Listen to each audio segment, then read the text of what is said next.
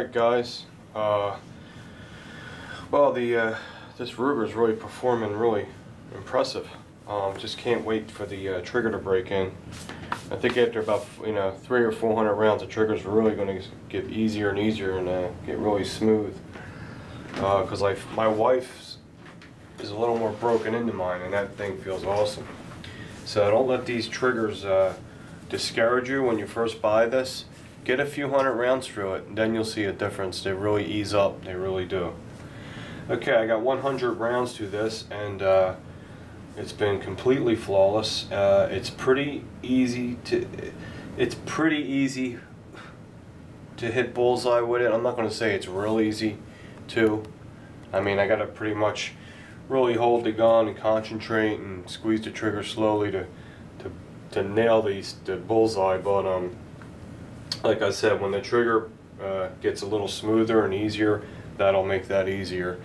But for what it is and the kind of gun it is, for what it's for, I think it's awesome. Okay, let's see what happens. Okay, so a couple people wanted to know how you disassemble this, because they said it's a little different than most guns, and it is a little different, but it's extremely very simple. So I'm gonna, of course this is loaded because I carry this now. I'm gonna take the magazine out first, and we have Hornady hollow points in there. Pennsylvania, you're allowed to have hollow points, there's no problem with that. And you can use them for self-defense anywhere you need to. Okay? And of course there's nothing in the chamber. Okay, it's real simple. The problem is, let me see if I can zoom in a little closer. Yeah. That's not too bad. Now, what you have is, you go midway through the slide, the center of the slide, you'll see this little half moon cutout. And under the half moon cutout, there's this little button. And the little button is not a button, it's a latch. It's like a little slide door, and you pull it down. So you gotta push that down. It's pretty hard, you gotta push it really hard, so don't think you're gonna break your gun. That'll break in too. Everything needs to break in. Okay, and now inside there's a pin, but the pin won't come out until you pull the slide back until it lines up with the pin. But the slide don't have to come back much. Now sometimes it'll fall out. My buddy of mine was trying to make it just fall out. Sometimes you get lucky, it falls out, and sometimes you need to just poke it through this side with a punch. Try to use something that won't damage anything, like I would say this little straw in the Ballistol can would be good. Damn. Okay. That should work. If you don't have a tool and you're somewhere where you would, if you're not home and you're somewhere and you have to take this apart and you don't have a tool, you can find something to poke in there, definitely. The only thing is, this is so precisionally made, you have to get it just right or it will not come out. See how I'm pushing that like that? There's a pin right in here holding this slide on. And as soon as I push that and line it up with the pin, it'll come out. So, I'll try to dump it out. I don't think that's going to work.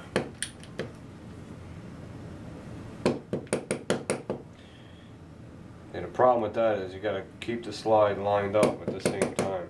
I mean, it moved a little, but I don't think that's going to happen. So let's get the straw from the other side, like this. All right. It's not hard. It's the first time I'm doing it, so it looks awkward.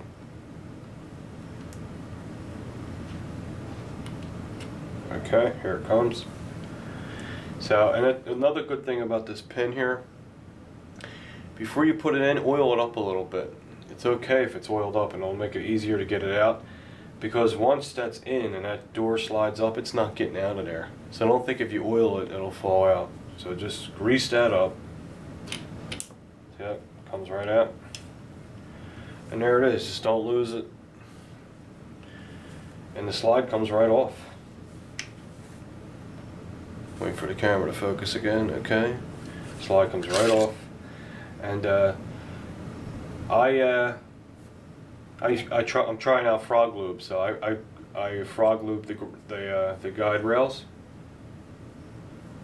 Feels pretty good. And what's good about the frog lube is, this is one thing that's good about it. I don't have to worry about it messing up that crest, that gold flake, gold leaf on there. That's what's awesome about that. But yeah, so I have that on there, and there's something I always look at when I get a new gun. I always look at the rails. Now the rails are always, these are steel or aluminum. They're probably metal of some kind. I don't know. They might be aluminum. Who knows? Probably metal. And what I look at is, this tells me if the gun needs breaking in or not. If the gun, it's hard to explain. This will tell me if the gun needs breaking in. Yes, it will tell me. So I fired 100 rounds through it, and it scratched off a little bit of the black paint on this rail right here, and a little bit here. All along here, there's no missing paint at all. Now that's 100 rounds, and so that is a really good sign that this gun isn't going to need much breaking in. Now, if I've seen a lot of scratches on here and the paint coming off here, I'd say, well, there's a fitting issue here, and it's really, really tight. So before I carry this, I'm going to put another 200 rounds through it. But since I don't see any kind of friction at all, there's no friction marks, just here and here. Not even, Christ, it's not even an 1/8 inch long, here and here. And since there's no friction marks at all, this gun does not need much breaking in, because there's no friction. If there's a lot of friction, like my Kimber, you can see all the paint's coming off one side, the other side's all coming off. So I made sure I put, a few hundred rounds to it before I would carry it. It's just something I do. This is nothing in a book. This is nothing in a manual. It's just something I do. I think it makes sense to me. Okay. All right. Now putting this. Another thing I want to point out is it is really great that this Ruger LC9 has full-length guide rails. Most guns that are built like this, these polymer guns, have just like a rail, maybe a 1/2 inch long here, here, here, and here. It might have one here. Like they're spaced out. These are long, full-length guide rails. It's easier to shoot accurate with guns like that, more accurate. So that is really great. That's what I love about Sig Sauers. Anyway, same thing when you put it back on.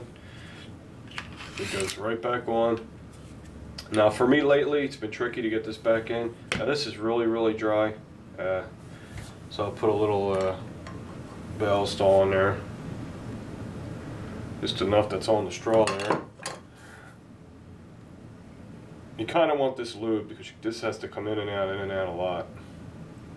Sounds kind of sexy. Okay, and just hold the gun like this. Put your thumb on the front of the muzzle, and you can move it like this, because you don't have to move it much, you just nudge it. Okay, this is symmetrical, there's no tapered end on either side, so it doesn't matter which way goes in first, so that's good to know. And line that hole up, put it in. See how that's in there? Push her in. Like that. It's not all the way in.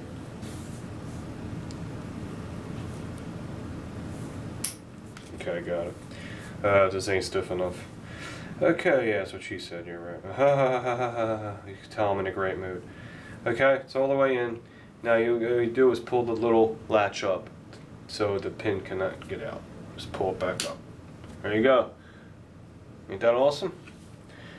Another cool thing about this gun, this assembly is a freaking joke. It's a joke. It's awesome. It's very, very simple. Can't fire unless the mag's in. I got a full mag. Oh, let's not do that. That's not good. Well, we'll just put the mag in. Got a full mag. The thing's ready to be carried. And that's it. That's your disassembly and reassembly of the Ruger. I keep saying CL9. Do you know why I say CL9? Because, back in the day when you had a phone number with a real phone and a hard line and a coil and a fucking phone like that, you had your phone number forever. Forever. You never changed it. Christ, we had our number for 35 years. And the first 3 numbers was CL9. That's why I keep thinking about that. Which is 259. But, sorry, LC9. Okay? There it is. Got a few little PMs. As you can see, I put this behind the trigger, not in front of the trigger, in case you, safety Sally, internet police start going ballistic. There is no way that gun can go off when you do it that way. Anyway, that's it.